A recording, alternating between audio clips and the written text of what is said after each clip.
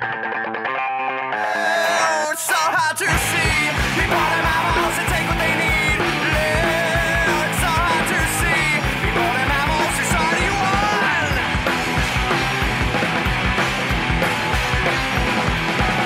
Fingers are taken for less of a crime. Taking it high for a ride. Give it, take what you want. You want me nothing when it's putting on drop.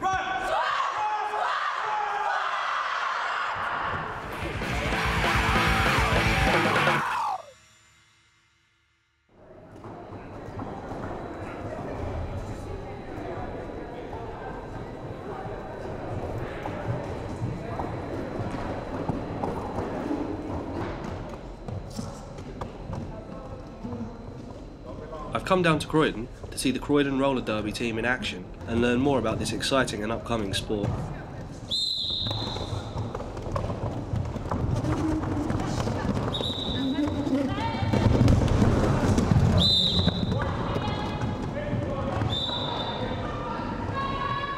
My name is Apocalypse. Herbie. Sugar Hits. President Garfield. I am the captain of Riot Squad. I'm head coach for Croydon Roller Derby. In Vice Squad, I'm a blocker. I jam and block for Croydon Roller Derby.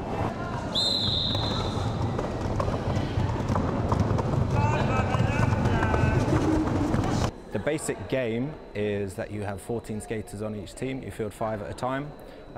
Each team has a jammer that has a star on their helmet. Who are your point scorers to get through the pack and pass as many of the opposing blockers as possible on each pass. On their first initial pass, they can't score, but it sets the statuses whether they can call the jam off or not.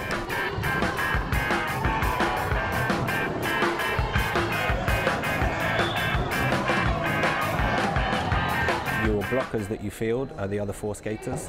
They have to get your jammer through to score the points and keep the other team's jammer from getting through so they don't score points. The player with the stripe on their head is the pivot.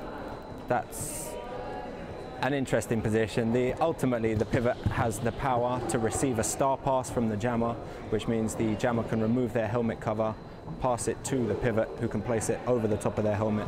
They can then begin scoring points for their team. The jam will run for 2 minutes unless the lead jammer, if they are awarded it, calls it off by tapping their hips, and the jam is whistled dead and a new one begins. One of the most broken rules is probably cut track. That is when someone knocks you off and you go back in front of them, but you're not allowed to better your position. If someone does hit you off, you have to go in behind them. That's why you'll often see once one skater's knocked another off the track, they'll start skating backwards because it's to delay that opponent from re-entering. Contact to or with the head is against the rules, so above the neck. You cannot engage someone to the back.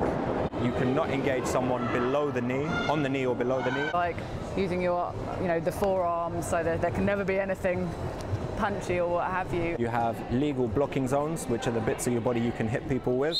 You can hit people with your shoulders, torso, basically all of the trunk, including your front and your back.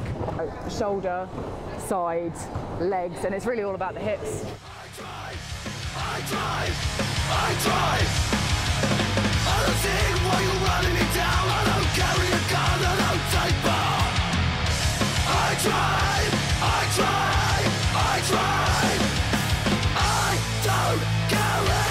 I don't carry a gun.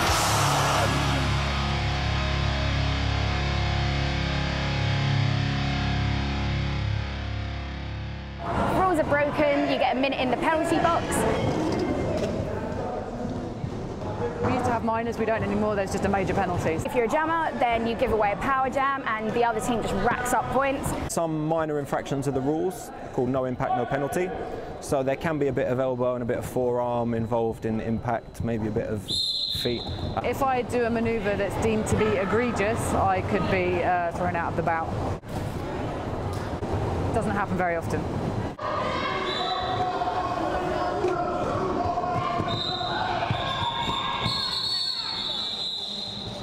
I doubt I've caused many injuries, maybe a couple of bruises, but I did break my ankle probably about 8 months ago now.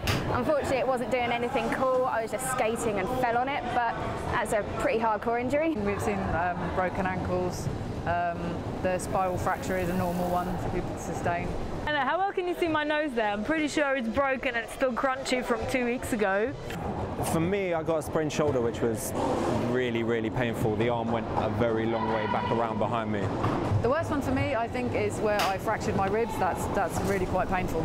That was actually in training, so that was one of my lot did that. Concussion is quite a common one, unfortunately. Breaks look the worst, but the really worst ones are the severe knee injuries, because it can just stop someone playing. Just the slightest twist. So really, those are the worst injuries. The ones that you know that person isn't going to play that well again. They can never play as good as they used to. That's the hardest part, to have to take a break. We train twice a week. 2 hours on a Wednesday and 5 hours on a Sunday. And we're encouraged to train outside of practice as well. I try to go to the gym to do cardio at least 2 to 3 other times a week, and then weight training as well. Some of them are in the gym 4 times a week. Others, things like running, rowing, swimming, bits like that to keep fit. If your general fitness is up, it will improve your overall game, definitely. So it is pretty hardcore.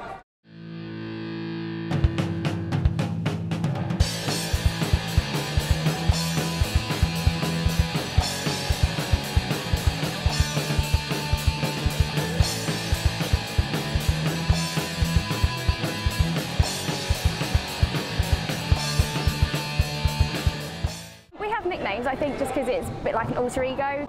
People want to think that they're capable of more than they are in their ordinary lives. And I think it gives people a bit of a, I don't know what you want to call it, but almost like a stage name. It's, you know, or their superhero name or something. Not everyone does. Some people choose not to. It's still part of the era of wearing lots of bout makeup and having bout fits and doing that, which is kind of a fun part. You don't want to lose all of it.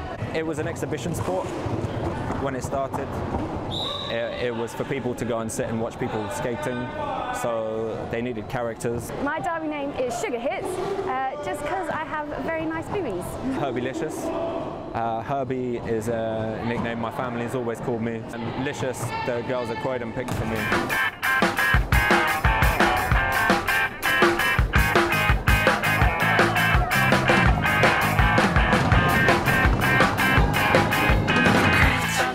a kind of discipline and something to commit to. Do you know what? I went to see my first bout it was pure coincidence. A friend asked me to come along with her, so I did. Someone said they were starting up a roller derby team. When I heard about this sport that seemed so far from boring. Went to watch a bout because our friend was photographing it, and we were just like, what is this? How do I join? It was nuts. I started as a ref, then a men's team started, I joined the men's team. It's just fun. And is challenging at every single session physically, and it's something you talk about when you're not skating.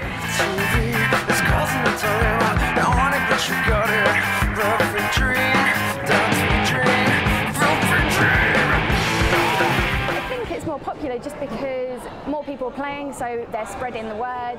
I think it's got more exposure than it used to have. Certainly over here, obviously it's pretty massive in the States. It's an American sport, and I think the reason it's become more popular in the UK recently, you have to give kudos to the London Roller Girls who took it internationally. They're the best team in Europe by miles. Yeah, I think it has got more exposure. And to be honest with you, I think in terms of, especially on the women's side, I think it's just such it's got so many positive aspects to it, even outside of keeping fit and what have you, but it's a growing game. There is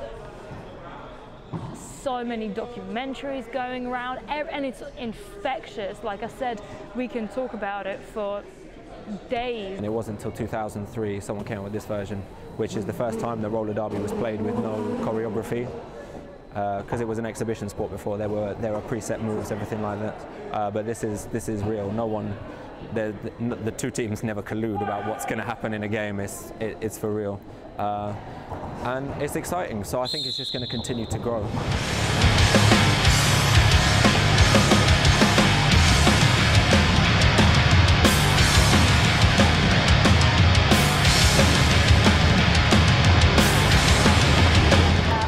Derby being an Olympic sport would be brilliant. I'd definitely watch it, and I hope a lot of other people would, and it'd just get the sport out there. I think that's a great idea. I think that's a brilliant idea because I think it suits it. You know, if you're going to have football in there, which is already such a massive sport, picking something like this, which is still amateur but growing, and you know there is such a you sort of look at champs that were on recently, and the number of people watching that worldwide is really exciting. So yeah, I definitely think so. I think if it was needed a world stage, I think something like the X Games would be far more suited to.